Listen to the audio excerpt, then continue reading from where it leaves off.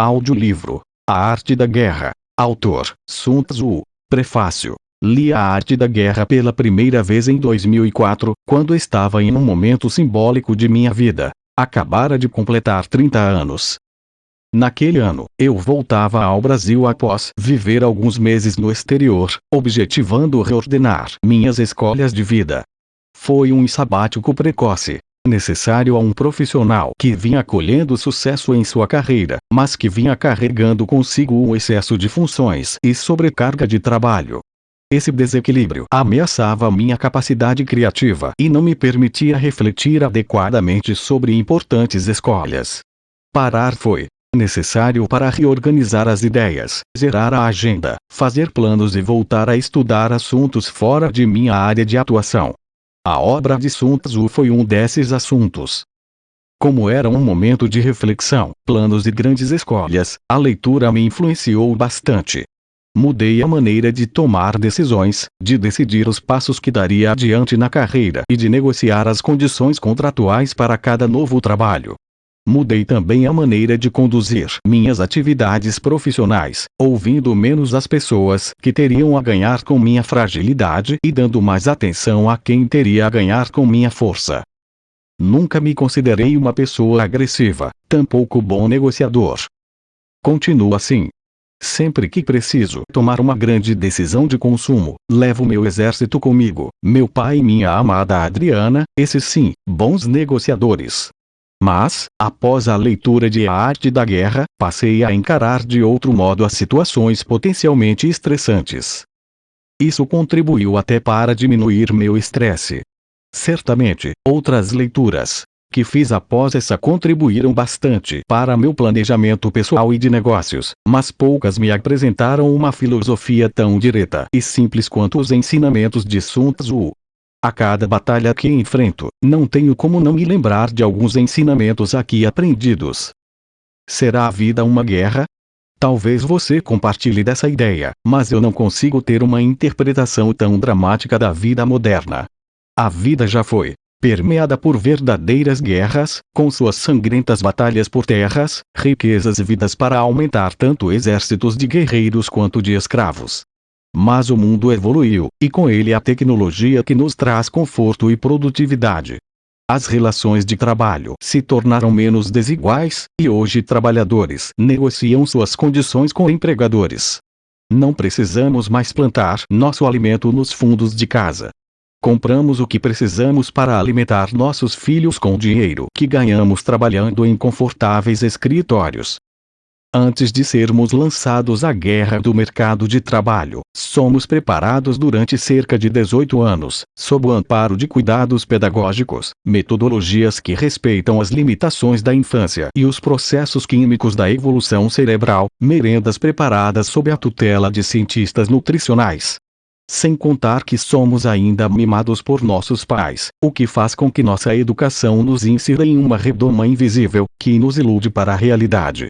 Enfim, nosso preparo para a guerra é bem diferente do antigo autoritarismo, muitas vezes imposto pelo chicote ou, como prega Sun Tzu, pela decapitação. A consequência é paradoxal. Apesar da guerra de hoje ser muito mais amena e tranquila do que as guerras do passado, chegamos a ela menos preparados. Somos soldados frouxos participando de uma guerra delicada, que exigiria pouco de um bom guerreiro para ser vencida. As vitórias de hoje não são de um imperador e de seu exército, mas de todos aqueles que seguem caminhos conhecidos que exigem disciplina e algum preparo. Além disso, as vitórias de hoje não pressupõem, necessariamente, que haja derrotados. É possível que a maioria dos que participam do que se convencionou chamar de guerra saiam dela vitoriosos e ilesos. Apesar desse contexto, a obra de Sun Tzu é de valor inestimável para o trabalhador de hoje, considere-se ele um guerreiro ou não. Não devemos ler os ensinamentos de A Arte da Guerra com a faca nos dentes, imaginando que devemos derrubar nossos concorrentes, passar por cima dos que se opõem a nossas ideias, decapitar a origem dos problemas que nos afligem. As técnicas aqui ensinadas, tão milenares quanto atuais, nos fortalecem como soldados mais bem preparados para desafios, independentemente de quais sejam. Ajudam a blindar nosso espírito contra atitudes mal intencionadas, preparam-nos para situações de conflito, convidam-nos a buscar o equilíbrio e valorizam o planejamento como estratégia de diferenciação. Se você tiver sorte, talvez não se sinta em uma guerra, como muitos profissionais se sentem.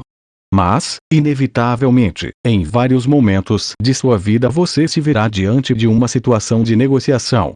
Talvez na hora de negociar uma promoção, talvez no momento de estabelecer as concessões de cada um no relacionamento com quem você ama, talvez durante a negociação de seu próximo financiamento de automóvel.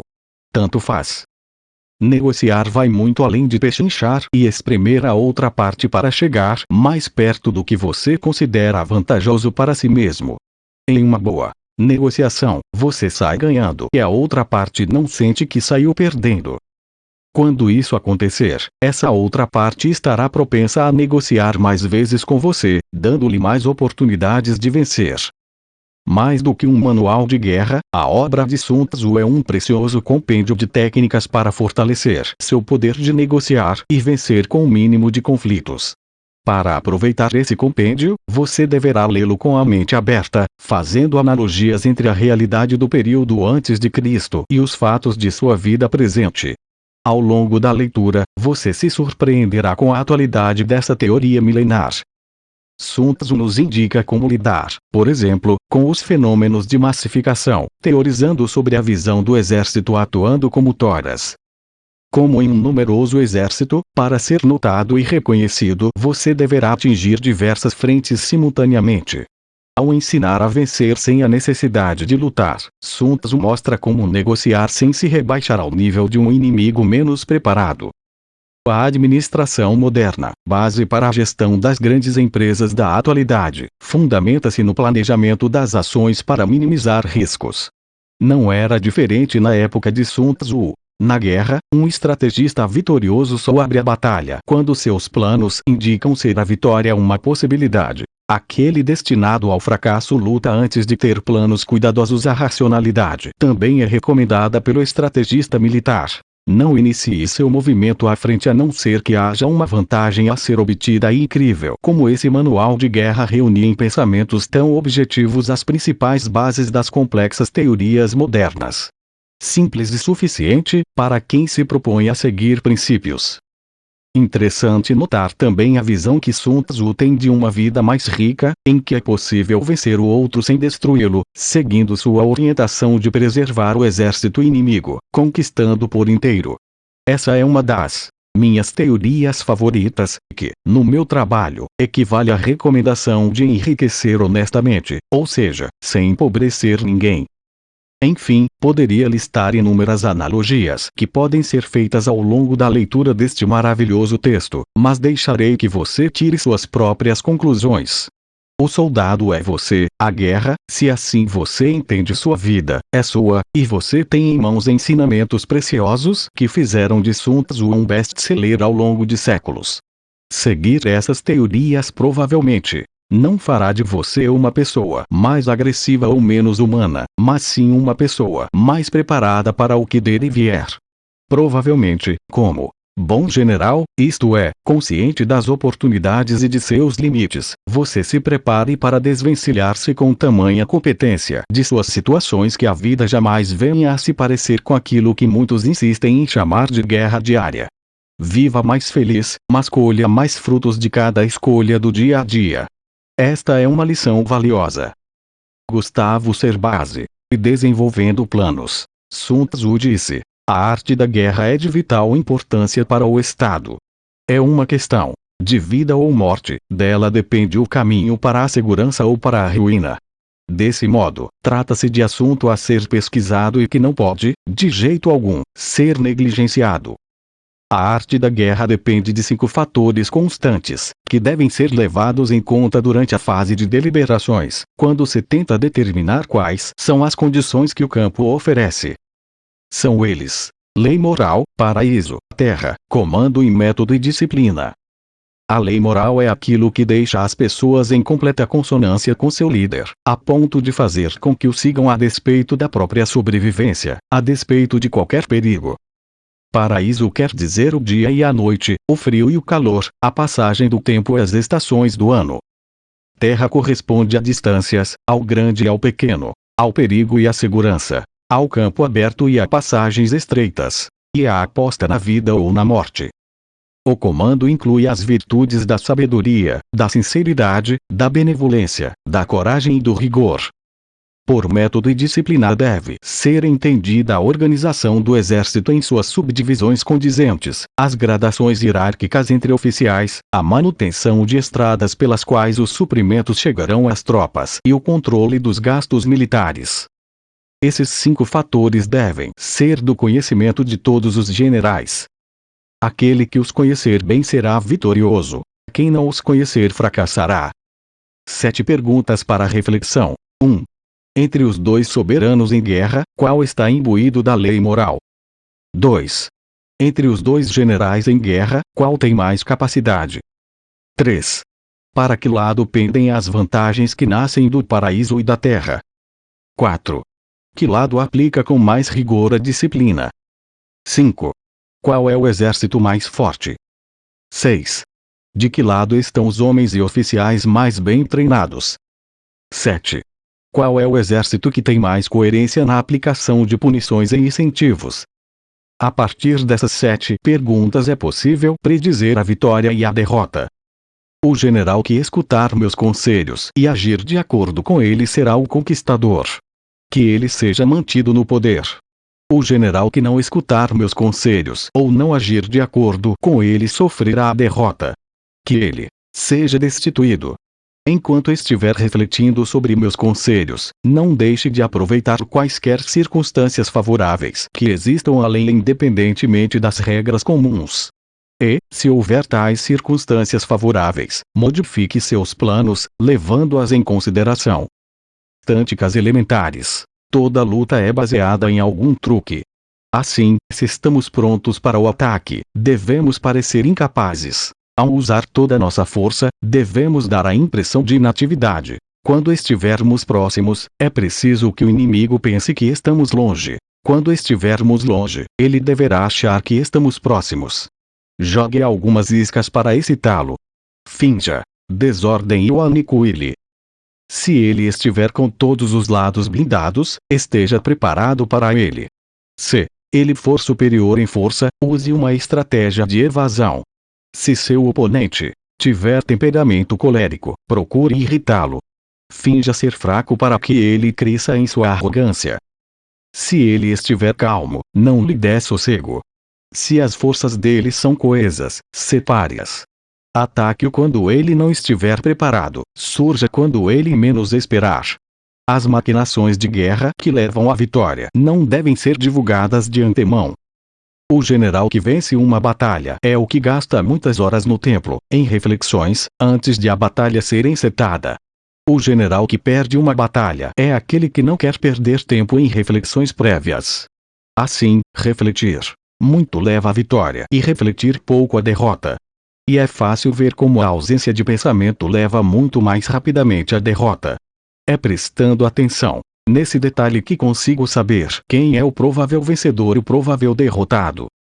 E em meio à guerra, Sun Tzu disse: nas operações de guerra haverá no campo 1000 carros leves, outros tantos pesados, 100.000 soldados vestidos de malha, com provisões suficientes para avançar 1000 li de distância. Haverá gastos nas vilas e no fronte, incluindo a hospedagem de visitantes e pequenos itens como cola e tinta, e somas para os carros e as armaduras, o que resultará em um total de milhares de onças de prata por dia. Eis o custo de levantar um exército de 100.000 homens. Quando já se está em plena luta, se a vitória demora a chegar, as armas dos homens perdem o fio e seu ardor arrefece. Se há o cerco a uma cidade, isso pode exaurir as forças de um exército. É preciso repetir: se a campanha se estender no tempo, os recursos do Estado não se equivalerão aos gastos. Agora, quando as armas perdem o fio, quando o ardor cai, quando sua força fica exaurida e os recursos acabam, outros poderes aparecerão para tirar vantagem de sua situação extrema. E homem algum, por mais sábio que seja, conseguirá evitar as consequências que se seguirão. Assim, apesar de já termos escutado algo a respeito de uma urgência estúpida durante uma guerra, nunca houve quem associasse a sabedoria a atrasos. Não há registro de nação que tenha se privilegiado de uma guerra demorada. Ataque surpresa. Só aquele que está profundamente consciente de todo o mal de uma guerra poderá compreender profundamente a melhor maneira de guerrear.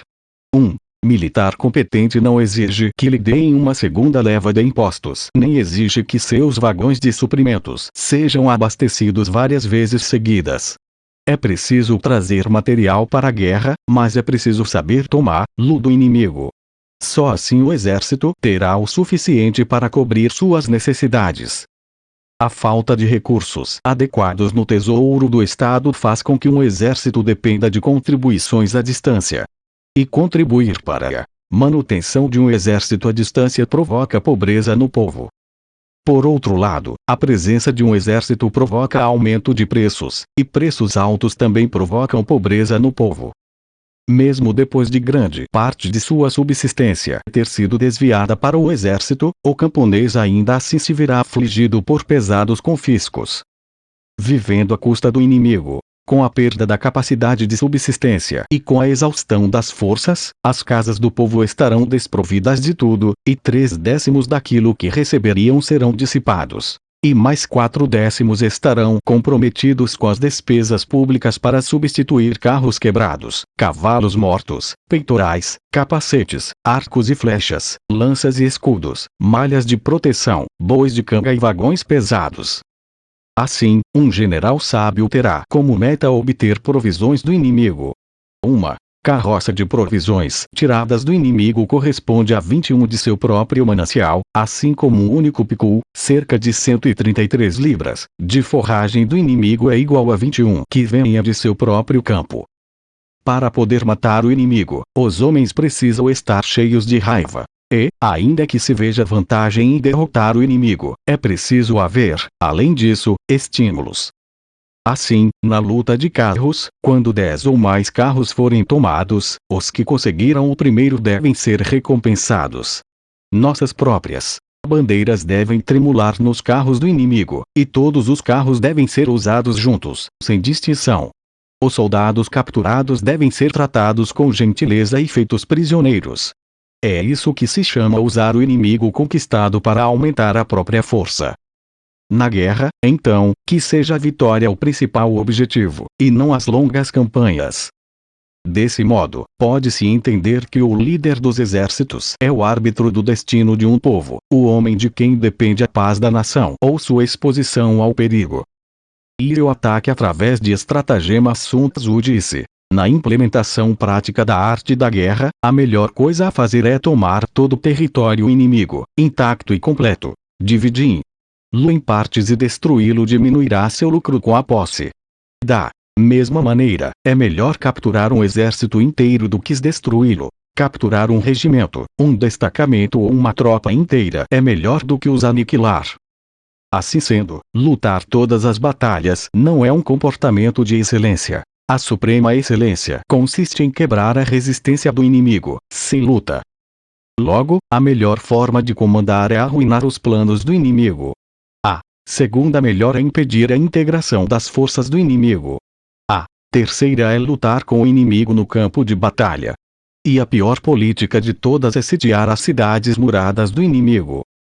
O cerco como guerra. A regra é não sitiar cidades muradas do inimigo, se isso puder ser evitado. O preparo dos abrigos individuais, dos abrigos coletivos móveis e dos outros instrumentos de guerra levará 3 meses inteiros. A construção de montes de terra que fiquem na altura das muralhas, mais 3 meses. O general incapaz de controlar sua impaciência empurrará seus homens para o ataque como se fossem formigas pululando, e o resultado será que 1/3 deles morrerá enquanto a cidade-alvo continuará intocada. Tais são os resultados prováveis e desastrosos de um cerco. Ao contrário, um líder capaz conseguirá submeter sem luta as tropas do inimigo, capturará suas cidades sem lhes impor um cerco, conseguirá derrubar o reino inimigo sem precisar de longas operações de campo. Com suas forças intactas, ele desafiará o poder de um império, sem perder um único homem, alcançará o trunfo total. É isso que quer dizer atacar usando estratagemas. Vantagem numérica. Existe essa regra na guerra. Se suas forças são de 10 para 1 em relação às do inimigo, cerque-o. Se são de 5 para 1, ataque-o. Se suas forças são o dobro das do inimigo, divida seu exército em 2. De igual para igual, poderá haver uma batalha. Se ligeiramente inferior em número, devemos evitar o confronto. Se de todo modo estivermos em uma relação desigual, o melhor será fugir. Porque, apesar de um exército pequeno e obstinado conseguir lutar, ao final ele será capturado pela força superior. É preciso lembrar que um general é o bastião do Estado. Se esse bastião for uma muralha sem brechas, o Estado se manterá forte. Se houver falhas, o Estado se tornará fraco. Há 3 maneiras pelas quais um líder arriscará atrair a desgraça para seus homens: dando ordens para avançar ou retroceder, sem perceber que a obediência a tal coisa é impossível. Eles não sairão do lugar. Dando ordens a soldados como se fossem civis do reino, sem perceber que as condições militares são diferentes. Eles ficarão insatisfeitos. Utilizando sem discernimento o potencial dos oficiais, sem perceber que há um princípio na guerra, que é os de adaptar a ação a cada circunstância. Eles ficarão com a confiança abalada. E, quando um exército está insatisfeito e com a confiança abalada, é certo que haverá problemas com chefes rivais. Agir dessa maneira é o equivalente a trazer anarquia para dentro do exército e jogar fora a possibilidade de vitória. Assim, é fácil saber quais são os 5 itens essenciais a uma vitória. Vencerá aquele que sabe quando lutar e quando não lutar. Vencerá aquele que sabe como lidar com forças inimigas superiores e com forças inimigas inferiores. Vencerá aquele cujo exército está integrado em um mesmo espírito, em todos os níveis de sua hierarquia. Vencerá aquele que, tendo se preparado, espera para dobrar o inimigo quando ele não estiver preparado. Vencerá aquele que tem habilidade militar e não sofre interferência do soberano. A vitória está à espera de quem conhece esses 5 pontos. É daí que vem o ditado: se você conhecer o inimigo e conhecer a si mesmo, não precisará ter medo do resultado de 100 batalhas. Se você conhecer a si mesmo, mas não conhecer o inimigo, para cada vitória conquistada haverá uma derrota. Se você não conhecer o inimigo nem a si mesmo, irá fracassar em todas as batalhas. E disposições táticas. Sun Tzu disse: os valorosos lutadores de antigamente primeiro se punham em posição de não poder ser derrotados e só aí esperavam uma oportunidade para vencer o inimigo.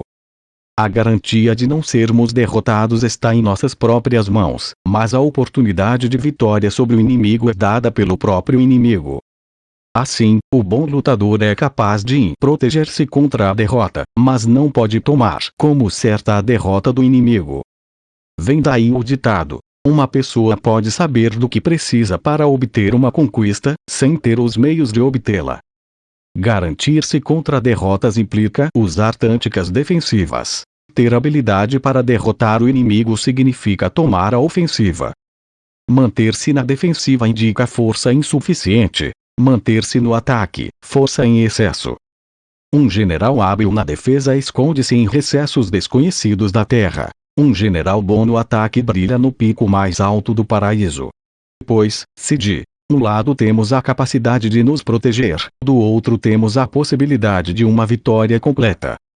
Enxergar uma possibilidade de vitória quando ela está à vista de todo o rebanho não é o cúmulo da excelência. Também não é o cúmulo da excelência obter uma vitória diante da qual todo o império exclama, até que enfim. Levantar uma folha caída no chão não é sinal de excepcional força física. Enxergar o sol e a lua não é sinal de uma visão aguda. Escutar o barulho do trovão não significa ter um ouvido particularmente aguçado. O que os antigos chamavam de um bom lutador não é aquele que vence, mas aquele que vence com facilidade. Desse modo, suas vitórias não lhe trazem fama por ter sido muito esperto ou crédito por ter sido muito corajoso. Ele é um vencedor porque não comete erros.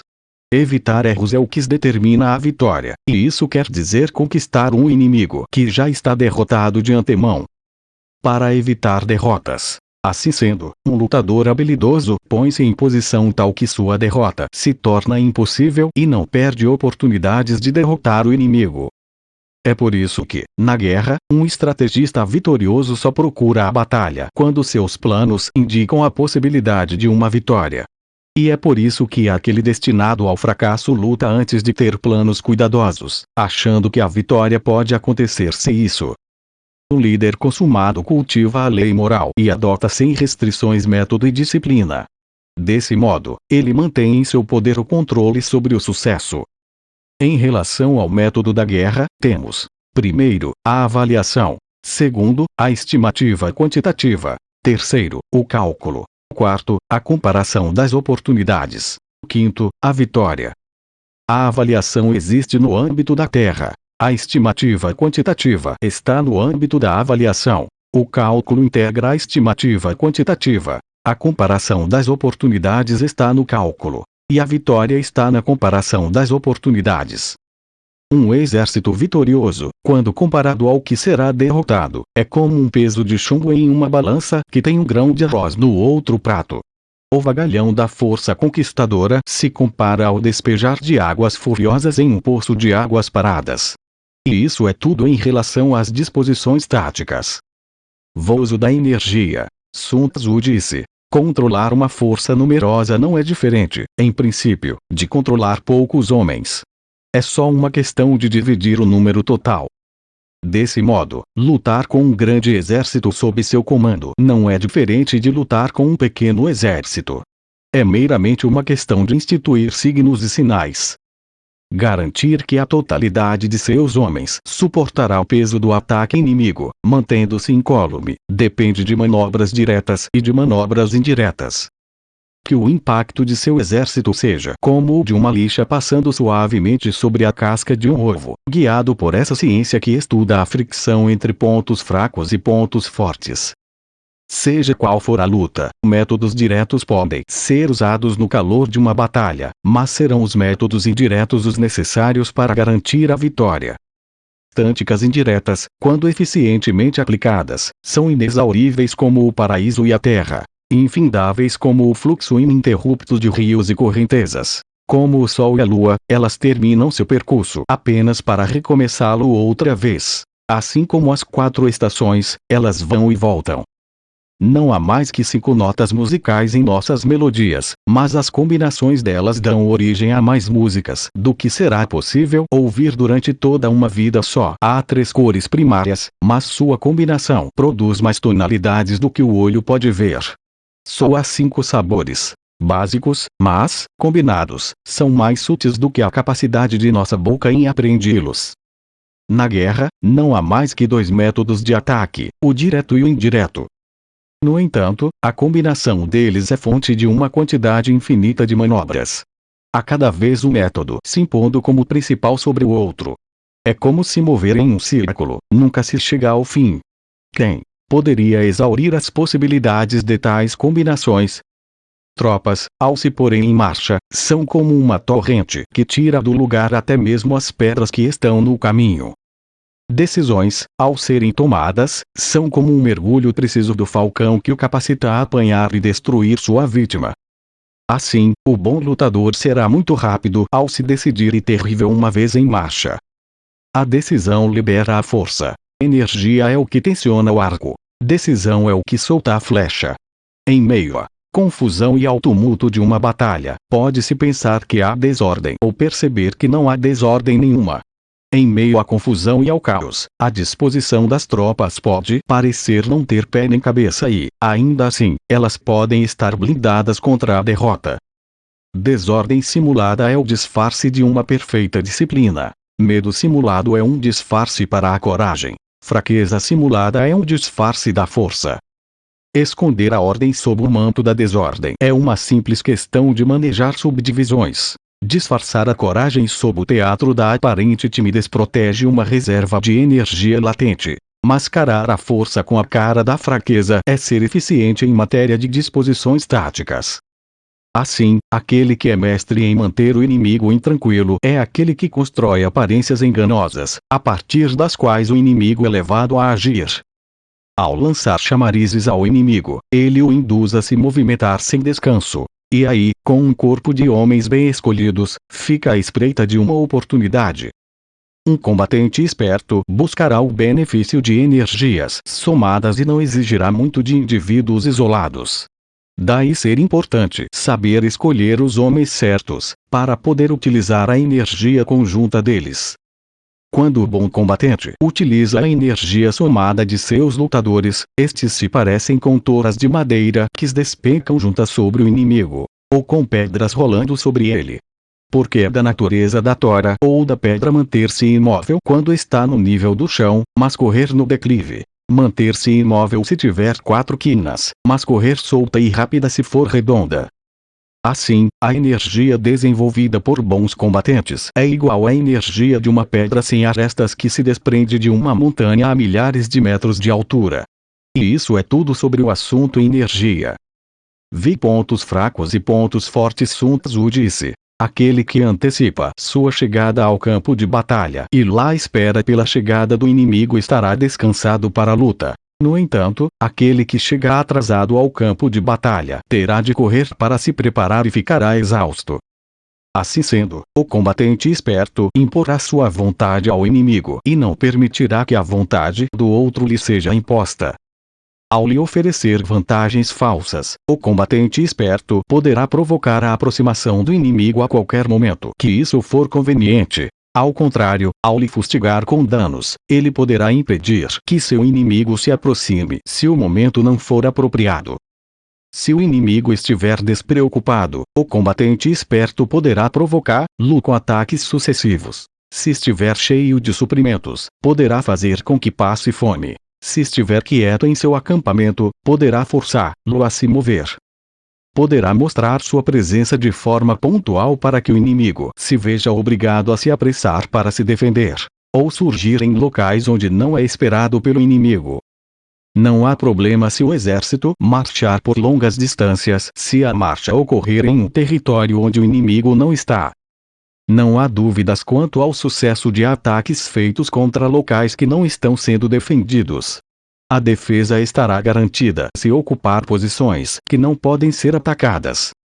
Assim, um general poderá ser chamado de talentoso no ataque se o oponente não souber o que deve defender, e será talentoso na defesa se seu oponente não souber o que deve atacar. Sutileza e discrição. Ó divina arte da sutileza e da discrição!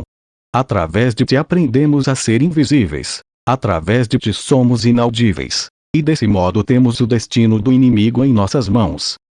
O avanço sobre o inimigo pode ser irresistível se o destino for seus pontos mais fracos. E a retirada pode se dar em segurança e sem perseguições se seus movimentos forem mais rápidos do que os do inimigo.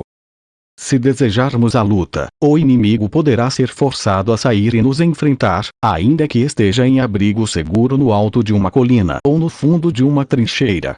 Tudo o que temos a fazer é atacá-lo em algum ponto que ele se veja obrigado a socorrer. Se não desejarmos a luta, o inimigo poderá ser impedido de nos confrontar, ainda que tudo o que houver para proteger nosso acampamento sejam linhas traçadas na areia. Tudo o que temos a fazer é atirar algo incomum ou inesperado em seu caminho. Ao desvendar as disposições do inimigo enquanto encobrimos as nossas, conseguimos garantir nossa concentração de forças enquanto o inimigo dispersa as dele. Poderemos, então, nos constituir como um bloco único e sólido enquanto obrigamos o inimigo a se dividir em várias frações. Desse modo, haverá uma frontalidade homogênea atrás da qual nós estamos, oposta às partes separadas do outro. O que quer dizer que seremos muitos em uma massa coesa em relação à rarefação das forças do inimigo, dispersas em suas partes separadas. Se, desse modo, conseguirmos atacar uma força inferior com nossa força superior, nossos oponentes ficarão em terríveis dificuldades. A descrição sobre o local da batalha ou local onde planejamos abrir a luta não deve se tornar conhecido. Porque, desse modo, o inimigo terá de se preparar contra um possível ataque em vários pontos diferentes. e suas forças terão, portanto, de ser enviadas em várias direções diferentes, com a consequência de que o número que teremos de enfrentar em qualquer desses pontos será sempre proporcionalmente menor que o nosso. Pois, toda vez que o inimigo precisar fortalecer suas tropas de frente, terá de enfraquecer a retaguarda. Se fortalecer a retaguarda, enfraquecerá a frente. Fortalecendo-se à esquerda, deixará fraca a direita. Fortalecendo-se à direita, deixará desprotegida sua esquerda. Se mandar reforços para todos os lados estarão fracos. A inferioridade numérica advém dessa necessidade de se preparar contra vários ataques possíveis. A vantagem numérica advém quando induzimos nosso adversário a se preparar assim contra nós.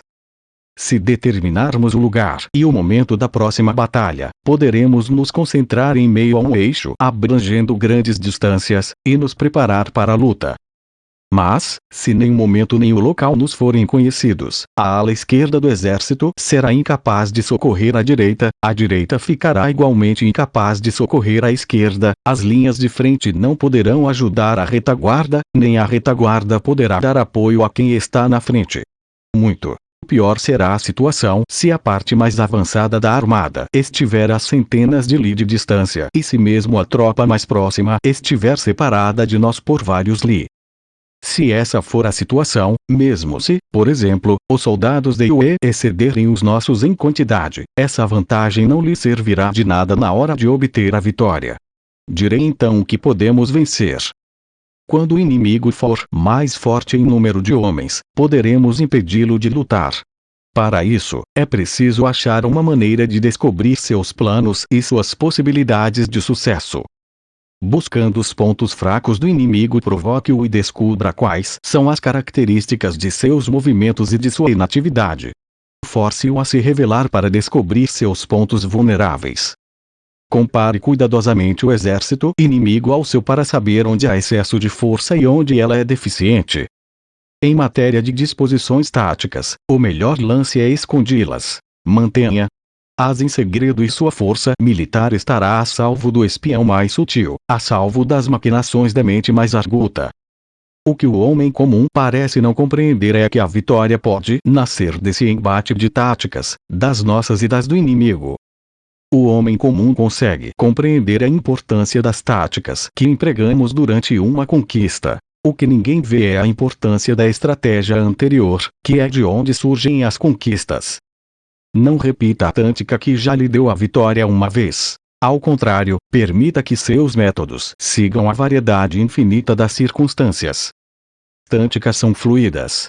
Táticas militares são como um curso d'água, pois a água sempre segue seu caminho, indo de um lugar mais alto para o mais baixo.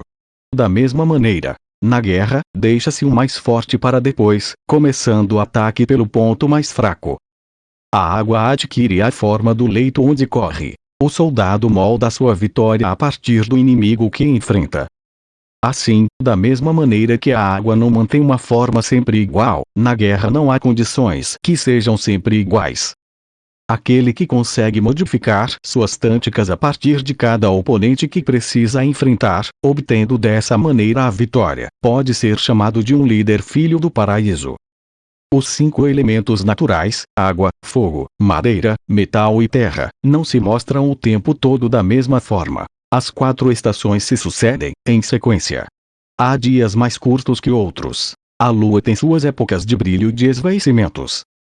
Vi manobrando um exército. Sun Tzu disse: na guerra, o general recebe ordens de seu soberano.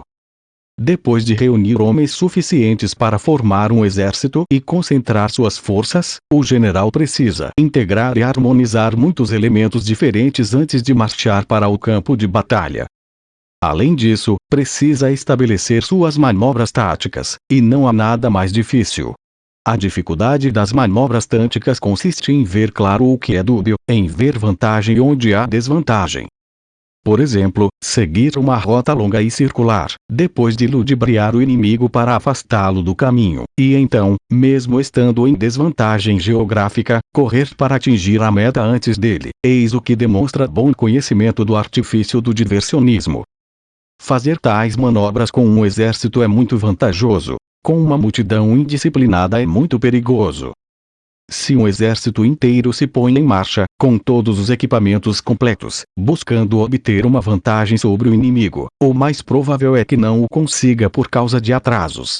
Se apenas uma coluna ágil se põe em marcha com o mesmo propósito, isso significa o sacrifício de seus pertences e bagagens. Se todos os homens de um exército encetam marcha forçada, sem descanso, dia e noite, cobrindo o dobro da distância usual em cada caminhada, cobrindo uma centena de li para obter uma situação vantajosa, os líderes da primeira, segunda e terceira divisões desse exército cairão nas mãos do inimigo. Os homens melhores estarão sempre à frente, os mais fracos cairão atrás, assim, apenas um terço de seu exército chegará ao destino. Se a marcha necessária para obter a situação vantajosa for de 50 li, seu exército perderá o líder da primeira divisão e apenas metade de seus homens chegará ao destino. Se a marcha for de 30 li para obter o mesmo objetivo, 2/3 de seu exército chegarão ao destino. Tânticas não amarradas. Podemos chegar à conclusão, então, de que um exército sem seu trem de carga estará perdido. Sem suas provisões estará perdido. Sem suas bases de suprimento estará perdido.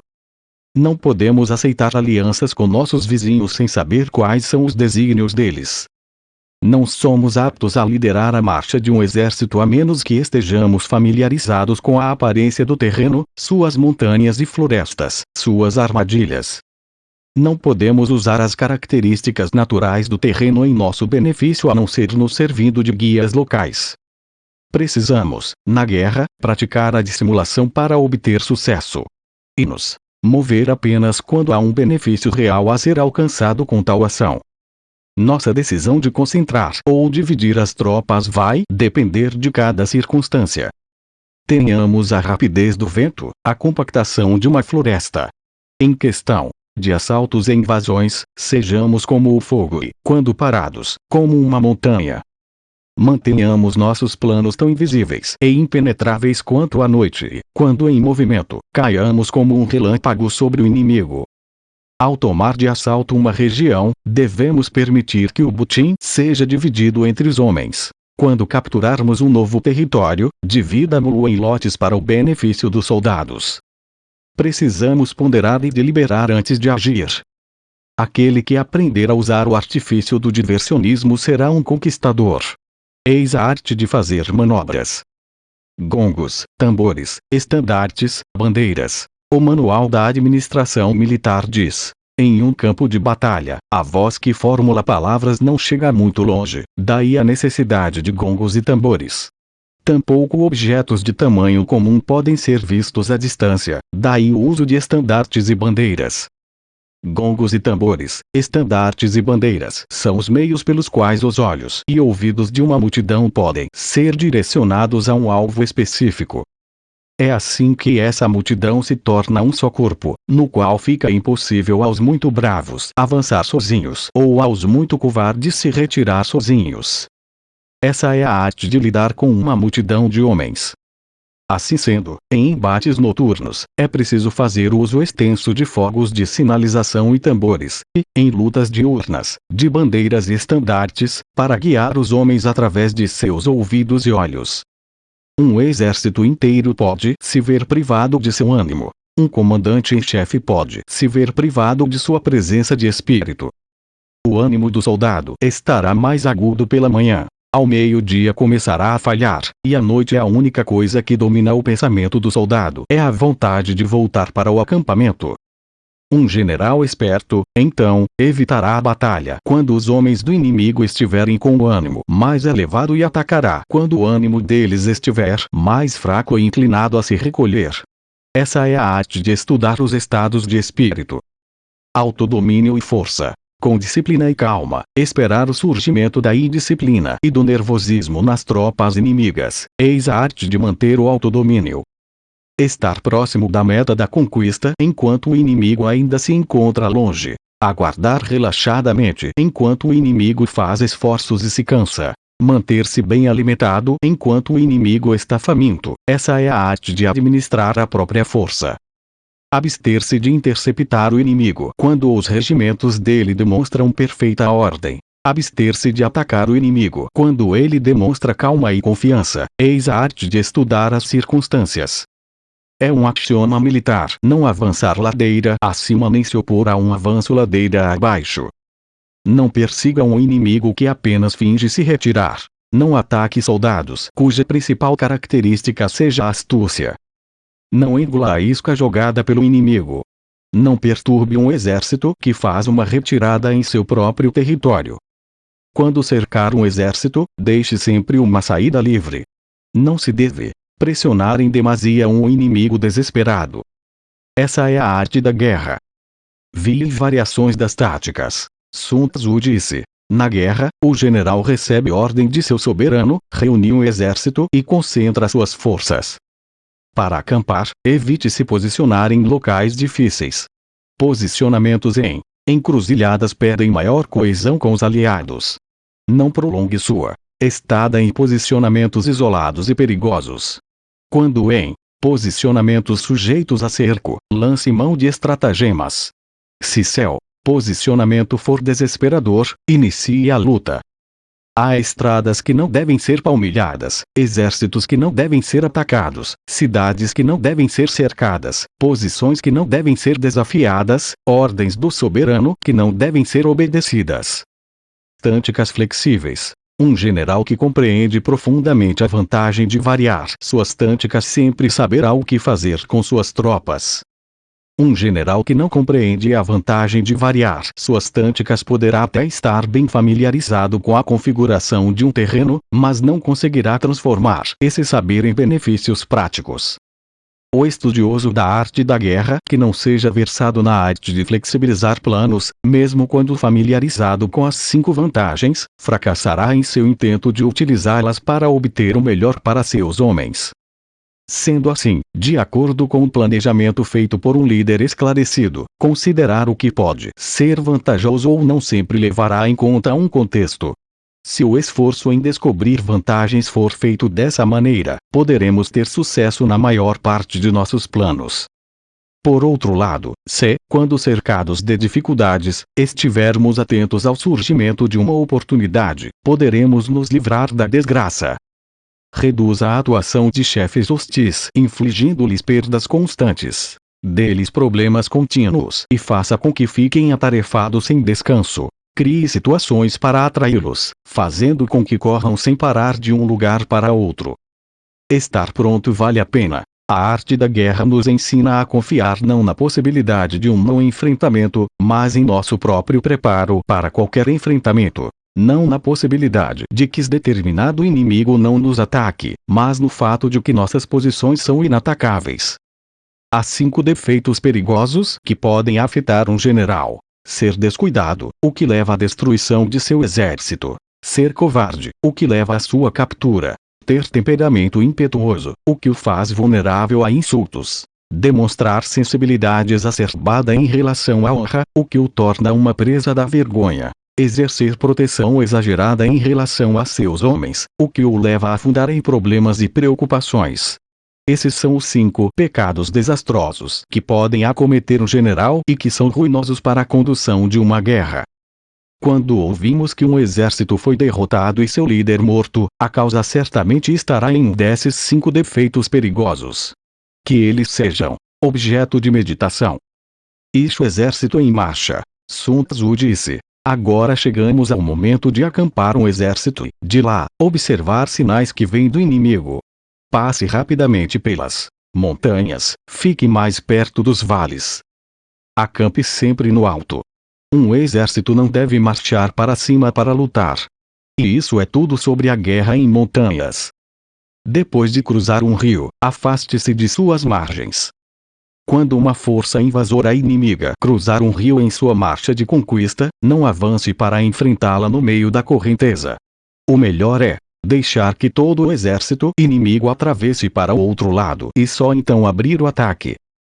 Mesmo quando há ansiedade para iniciar uma luta, não devemos confrontar o invasor perto das margens de um rio que ele pretende cruzar.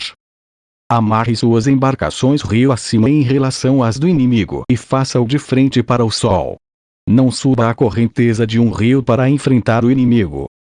E isso é tudo sobre a guerra em rios.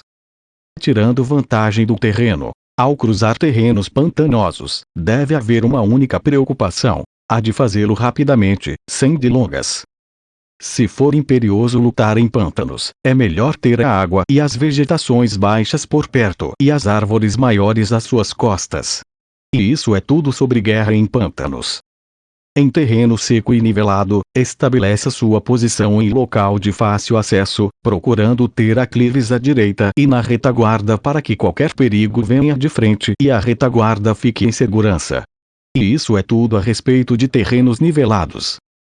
A seguir, os 4 conceitos de sabedoria militar que permitiram ao Imperador Amarelo vencer vários soberanos.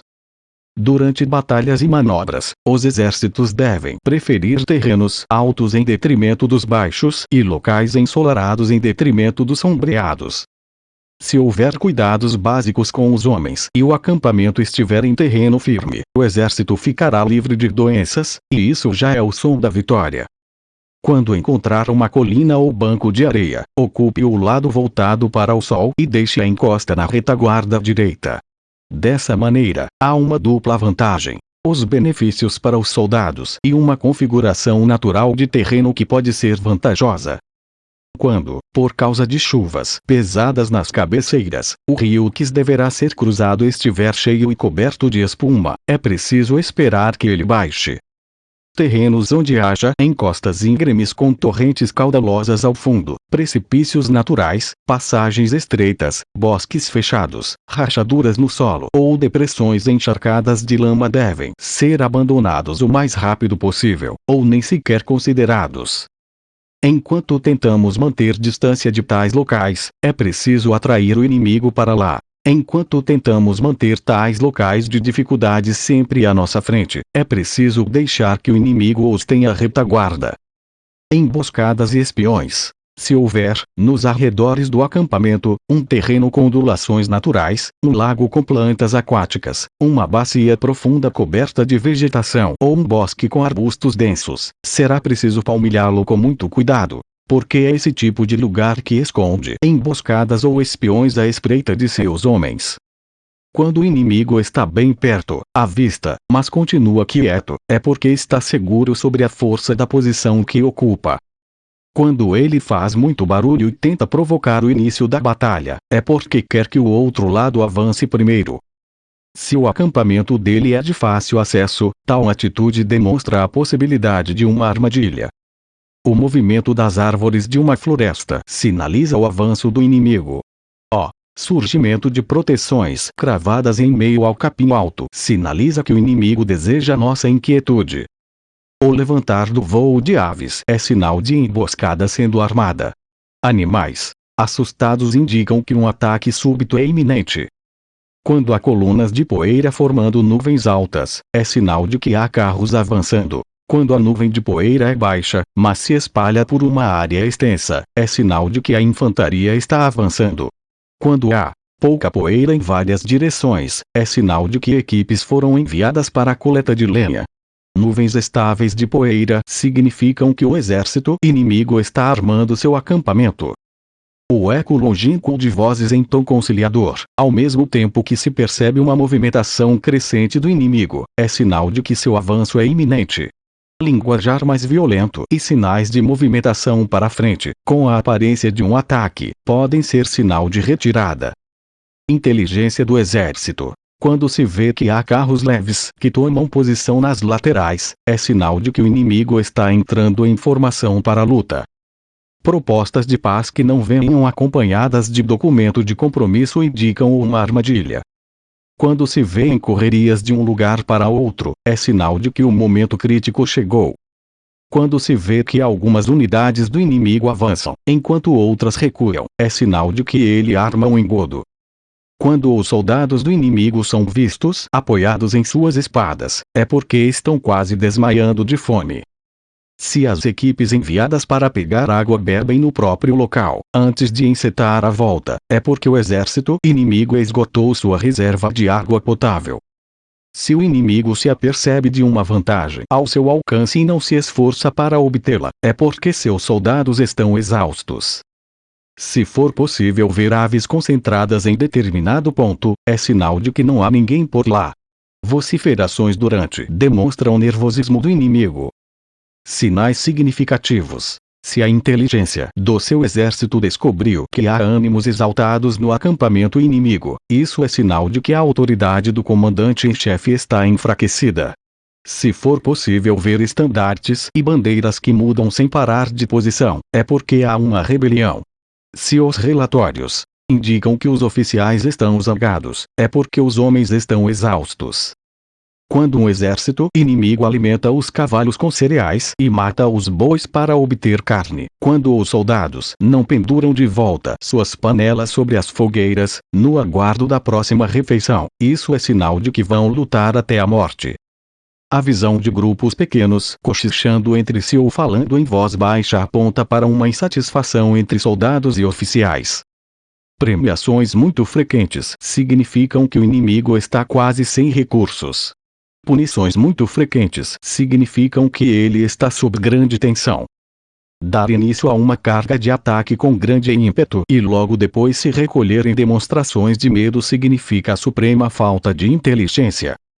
Quando mensageiros são enviados com cumprimentos da liderança inimiga, é sinal de que há desejo de trégua.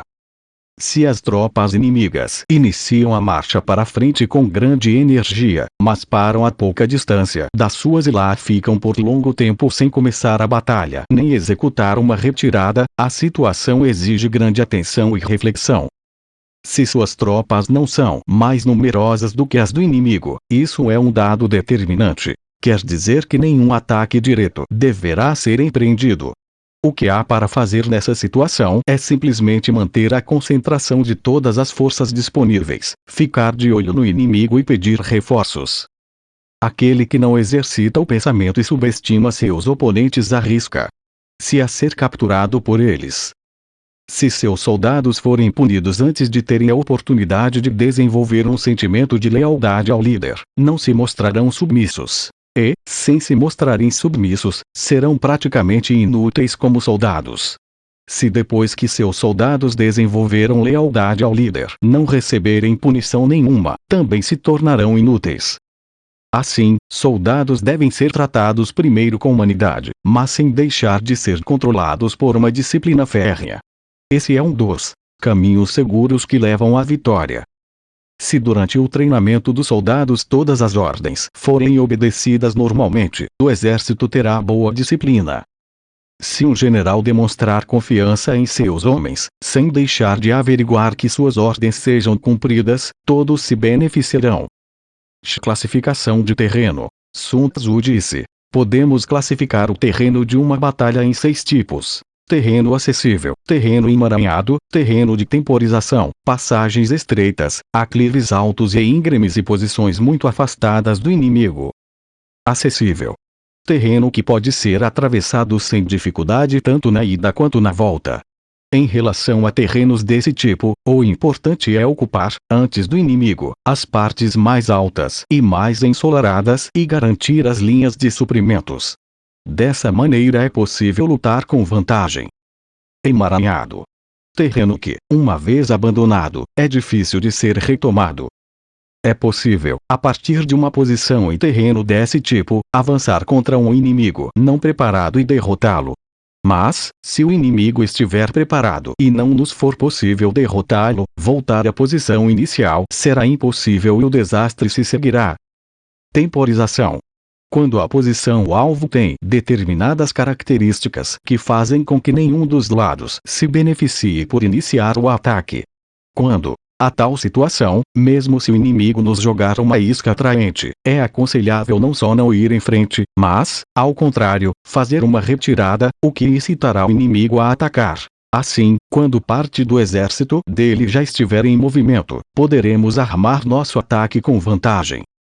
Passagens estreitas. Se der para ocupá-las primeiro, guarneça-as bem e espere a vinda do inimigo.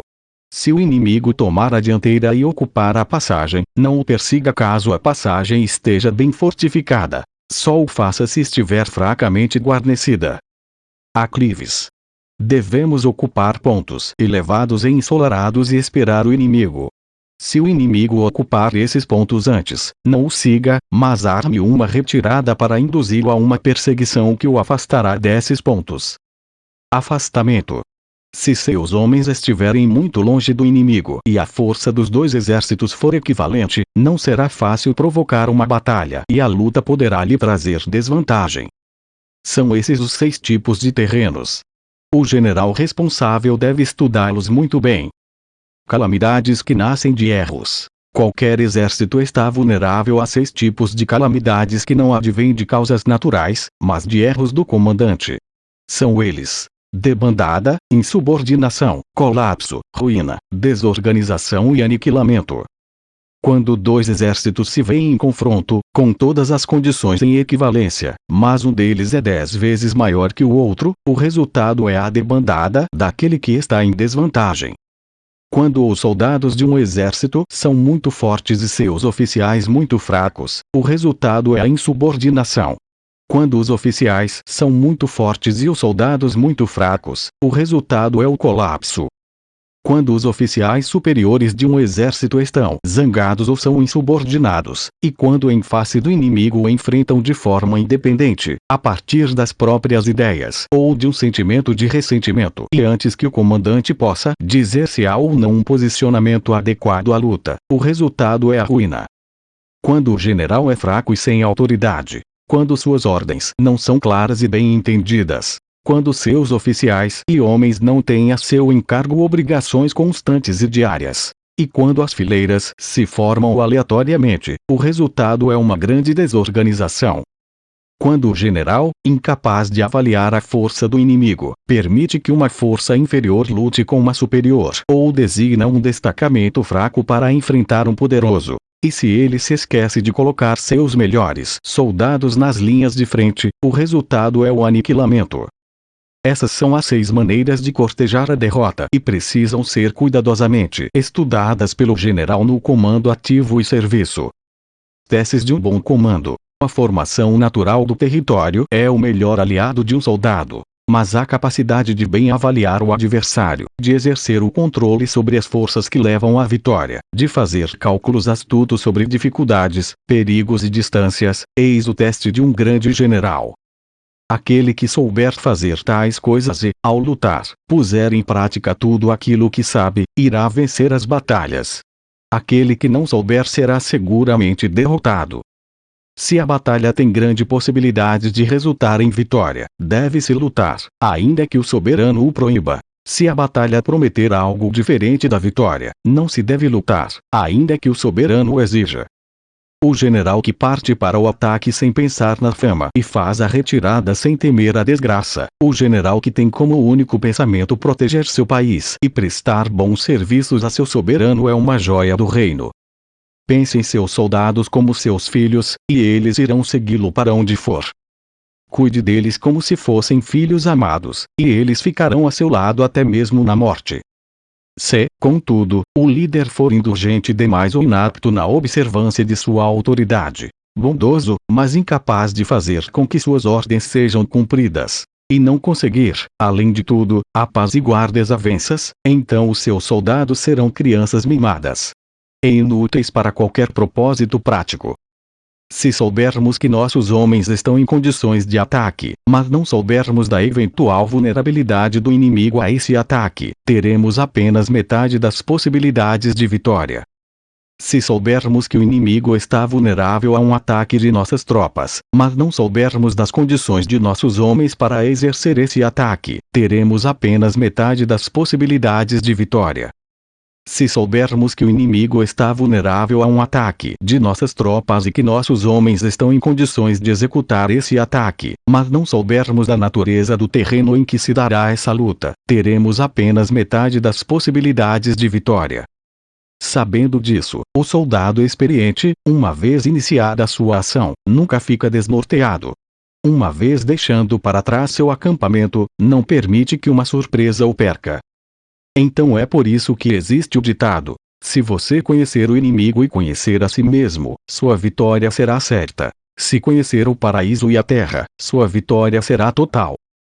Os 9 posicionamentos. Sun Tzu disse: A arte da guerra reconhece 9 posicionamentos geográficos: posicionamento dispersivo, posicionamento facilitado, posicionamento disputado, posicionamento aberto, posicionamento em encruzilhadas, posicionamento profundo, posicionamento de dificuldades, posicionamento sujeito a cerco e posicionamento desesperador. Dispersivo: posicionamento em que o chefe luta no próprio território. Facilitado: posicionamento adquirido após penetração em território inimigo, mas perto da linha divisória, com fácil retirada. Disputado: posicionamento cuja posse significa grandes vantagens para os dois lados. Aberto: posicionamento em que os dois lados têm ampla liberdade de movimento. Em encruzilhadas: posicionamento em que há o encontro de 3 territórios vizinhos, de modo que aquele que o ocupar primeiro terá a maior parte do império sob seu comando. Profundo: posicionamento de um exército que penetrou fundo no território inimigo, deixando várias cidades fortificadas para trás. De dificuldades: posicionamento com florestas montanhosas, escarpas irregulares, pântanos e brejos, todo o território que seja difícil a atravessar. Sujeito a cerco: posicionamento cujos acessos são gargantas estreitas e do qual a retirada depende de trilhas tortuosas, de modo que um pequeno número de soldados inimigos é o suficiente para cercar uma grande formação de nossos homens. Desesperador: posicionamento em que nossa única chance de escapar da destruição é lutar imediatamente. Utilização do terreno: quando em posicionamento dispersivo, não lute. Quando em posicionamento facilitado, não pare.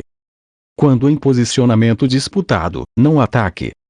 Quando em posicionamento aberto, não tente bloquear o movimento do inimigo.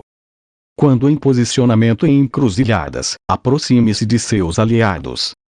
Quando em posicionamento profundo, comece a pilhagem. Quando em posicionamento sujeito a cerco, lance mão de estratagemas. Quando em posicionamento desesperador, lute. Aqueles que, em antigas eras, eram chamados de líderes de valor, sabiam como se pôr, qual uma cunha, entre as linhas de frente e a retaguarda de um inimigo. Como impedir que as divisões menores de um inimigo recebessem a ajuda das divisões maiores. Como fazer para que regimentos em bom estado de luta não conseguissem resgatar os que estavam em má situação. E aqueles líderes de valor sabiam como fazer para impedir que os oficiais inimigos reagrupassem seus soldados. Táticas de líderes de valor: quando os homens do inimigo se dispersavam, os líderes de valor impediam sua concentração. E, quando os homens do inimigo estavam concentrados, esses líderes tinham maneiras de mantê-los em confusão. Quando havia vantagens a serem conquistadas, esses líderes faziam seus movimentos de ataque. Do contrário, mantinham-se estáticos.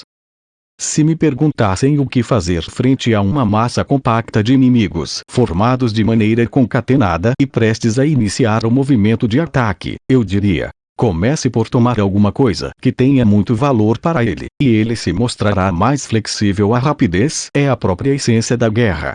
Tire vantagem de um inimigo que se atrasou em seus preparativos, movimente-se por caminhos inesperados e ataque pontos desprotegidos. Os seguintes tópicos devem ser observados por uma força invasora. Quanto mais avançar dentro do território inimigo, mais solidária ela estará e mais difícil ficará a tarefa dos defensores do território. Faça incursões em vales férteis para poder suprir suas tropas com os alimentos apreendidos. Observe cuidadosamente o bem-estar de seus homens e não exija em excesso.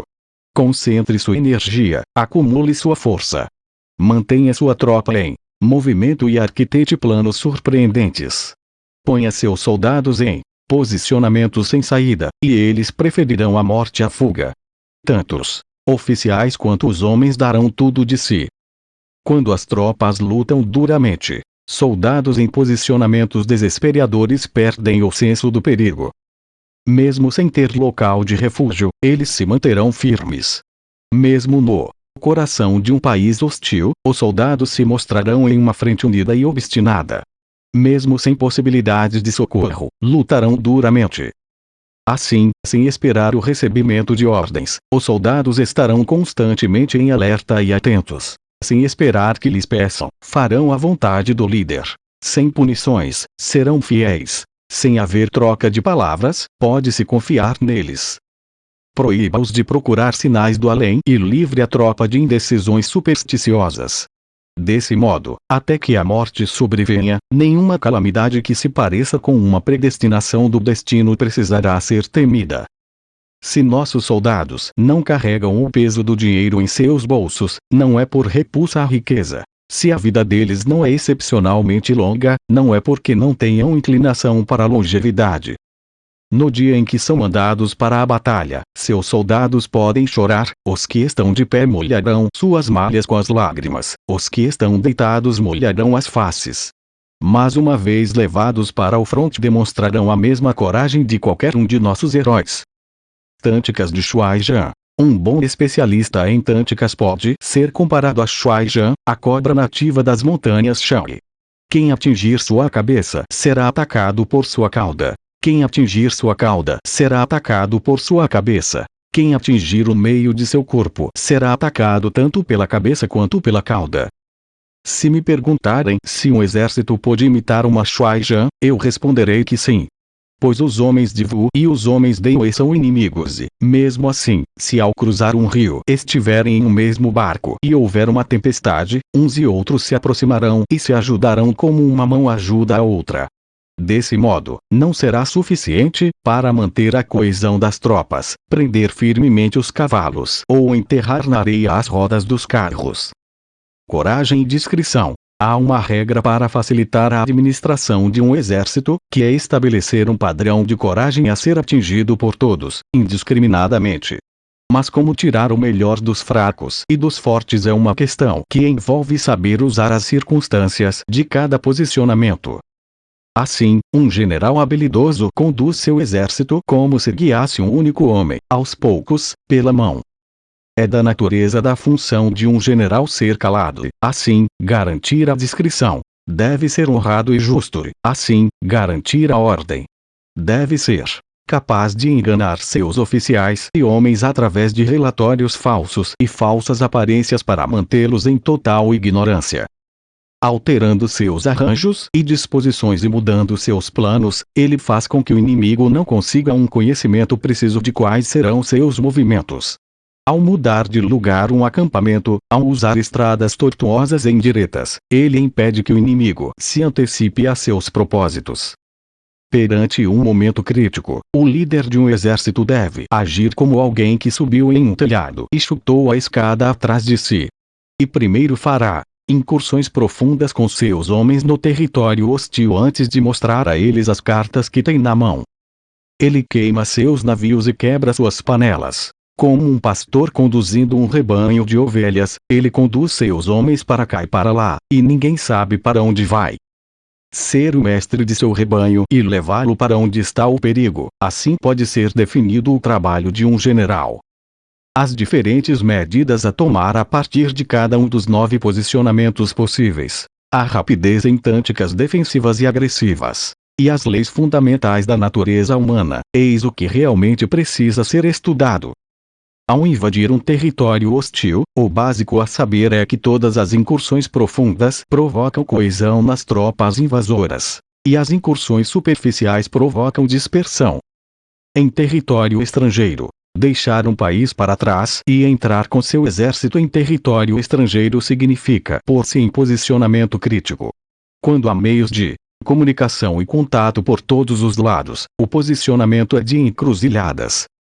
Quando se avança muito em um território, é um posicionamento profundo.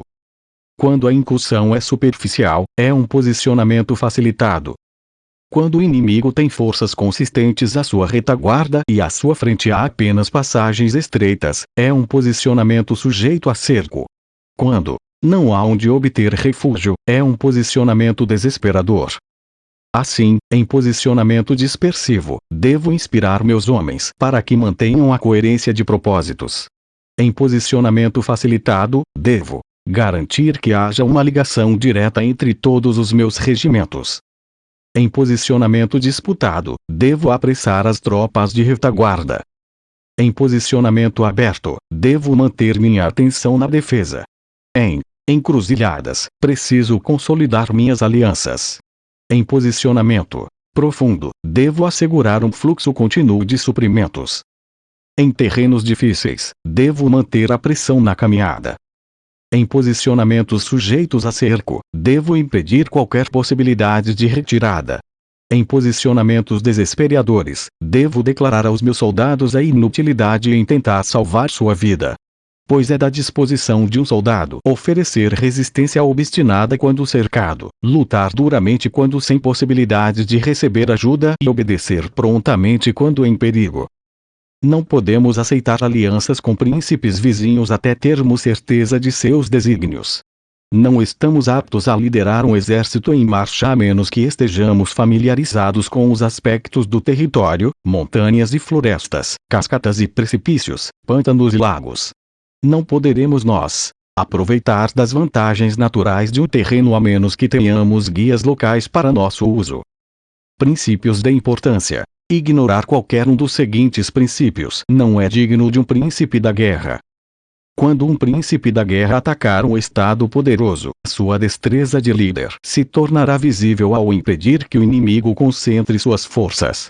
O príncipe intimidará seus oponentes e fará com que os aliados deles fiquem impossibilitados de agregar suas forças contra ele. Assim, o príncipe não precisa correr para obter alianças com qualquer um, nem com isso promove o poderio de outros principados. Ele leva em frente os próprios e secretos desígnios, mantendo seus antagonistas atemorizados. É assim que ele consegue capturar cidades e derrubar reinos. Conceda prêmios independentemente de regulamentos, dê ordens independentemente do que foi estabelecido antes, e você será capaz de lidar com um exército. Apresente a seus soldados somente a descrição da ação em si, nunca informando o propósito dela. Quando as previsões forem positivas, revele-as para eles, mas não diga nada quando os prognósticos forem sombrios. Ponha seu exército em perigo mortal e ele sobreviverá. Afunde-o em posicionamentos desesperadores e ele surgirá salvo. Porque é justamente quando a força cai nos braços do perigo que ela se torna capaz de dar um salto para a vitória. Obter o sucesso na guerra inclui nos acomodarmos, cuidadosamente, aos propósitos do inimigo. Acomodar-se ao inimigo. Se ficarmos grudados no inimigo tempo suficiente, acabaremos conseguindo matar seu comandante em chefe. Isso se chama capacidade de obter algo através de pura sagacidade. No dia em que se assume o comando, é preciso bloquear os passes de fronteira, anular os passaportes dos oficiais e impedir a livre passagem de todos os emissários. Seja austero nas salas de conselho para manter o controle da situação. Se o inimigo deixar uma porta aberta, entre. Desestabilize seu oponente tomando o que lhe é caro, manipule o tempo dele para determinar quando ele chegará ao local da batalha. Siga o caminho definido pelas regras e acomode-se ao inimigo até o momento da batalha decisiva. Comece, pois, exibindo a timidez de uma virgem, até que o inimigo abra a guarda. Depois, imite a rapidez do cavalo a galope, e será muito tarde para que o inimigo lhe faça oposição. Xin ataque por fogo. Sun Tzu disse: há 5 maneiras de atacar com fogo. A primeira é queimar os soldados em seu acampamento. A segunda é queimar seus almoxarifados de suprimentos. A terceira é queimar seus trens de carga. A quarta é queimar os arsenais de armas e munições. A quinta é lançar bolas de fogo em meio ao inimigo. Para levar adiante um ataque com fogo, precisamos ter os meios para isso. O material de combustão deve estar sempre disponível. Há uma estação apropriada para fazer ataques com fogo e dias apropriados para iniciar a conflagração. A estação apropriada é a de clima muito seco, e os dias apropriados são aqueles em que a Lua está nas constelações de Sagitário, Touro, Leão e Aquário, pois são dias de grande vento.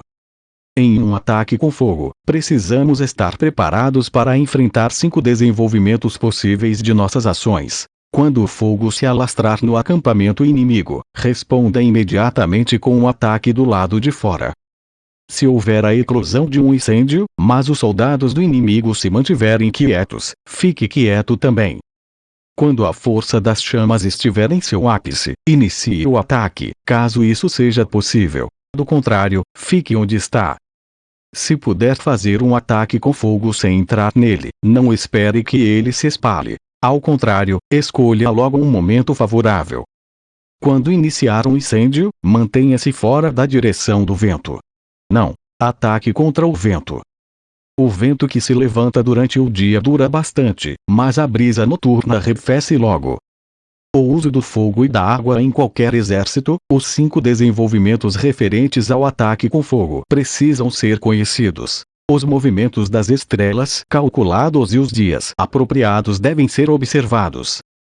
Assim, aqueles que usam o fogo como aliado em um ataque demonstram inteligência. Aqueles que usam a água como aliada em um ataque ascendem a um nível mais alto de força.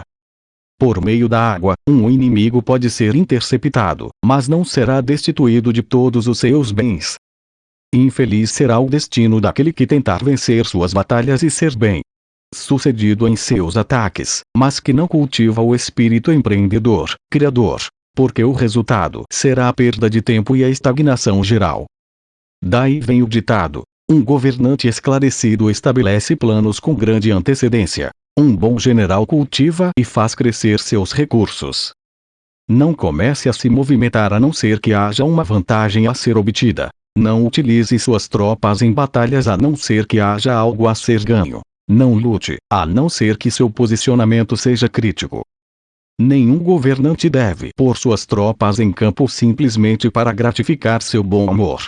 Nenhum general deve lutar apenas por causa de seu mau humor. Se for vantajoso ir em frente, vá em frente. Se não for, fique onde está. Raiva eventualmente se transforma em alegria, tormento em contentamento. Mas um reino que for destruído um dia nunca voltará a ser o que era. Nem morto pode voltar à vida. Assim, o governante esclarecido faz muitas ponderações, e o bom general age com muito cuidado. Essa é a maneira de manter um país em paz e um exército intacto. Xi o uso de espiões. Sun Tzu disse: levantar uma multidão de centenas de milhares de homens e fazê-los marchar por grandes distâncias leva a uma perda grande de vidas e ao esgotamento dos recursos do Estado. Os gastos diários chegarão a milhares de onças de prata. Haverá comoção nas casas e fora delas, e os homens cairão de exaustão pelas estradas. Centenas de milhares de famílias ficarão impedidas de seguir com seus trabalhos. Exércitos hostis podem se enfrentar por anos, buscando uma vitória que será decidida em um único dia. Desse modo, ignorar as condições do inimigo só porque alguém deseja o valor de algumas centenas de onças de prata em honrarias e emolumentos é o cúmulo da desumanidade. Quem age assim não é líder de homens, não está a postos para ajudar seu soberano, não é um mestre em vitórias. Assim, o que permite que um soberano sábio e um bom general consigam ataques e conquistas, e consigam coisas além do alcance do homem comum, é sua atenção ao conhecimento prévio. Agora, esse conhecimento prévio não pode ser recebido através de espíritos. Não pode ser obtido por indução a partir da experiência nem por cálculos dedutivos. Tipos de espiões. O conhecimento das disposições do inimigo só pode ser obtido por contato humano. Daí o uso de espiões, que se dividem em 5 classes: locais, de dentro, convertidos, a descoberto, sobreviventes. Quando os 5 tipos de espiões estão ativos, ninguém consegue descobrir todas as ramificações de seu sistema secreto de espionagem. Isso é chamado de divina manipulação de cordéis. É a habilidade mais preciosa de um soberano. Espiões locais são oriundos da população local. Espiões de dentro são oficiais do inimigo. Espiões convertidos são os espiões do inimigo usados para nossos próprios fins. Espiões a descoberto são espiões que fazem determinadas ações especialmente para que sejam descobertos, permitindo outras ações dos verdadeiros espiões. Espiões sobreviventes são aqueles que trazem novidades do campo inimigo. Daí-se dizer que com ninguém, em todo o exército, devemos manter relações mais próximas do que com os espiões. Ninguém deverá ser recompensado mais prodigamente. Em nenhuma outra atividade a discrição é tão necessária. Espiões não serão úteis se não tiverem certa sagacidade intuitiva. Métodos de espionagem. Espiões não podem ser tratados adequadamente sem benevolência e franqueza. Se lançarmos mão de nossa perspicácia mental, não poderemos ter certeza da verdade de seus relatórios. Tenha sutileza e use espiões em qualquer uma de suas atividades. Se uma informação for divulgada por um espião antes da hora certa, ele deverá ser executado com a pessoa para a qual contou o segredo.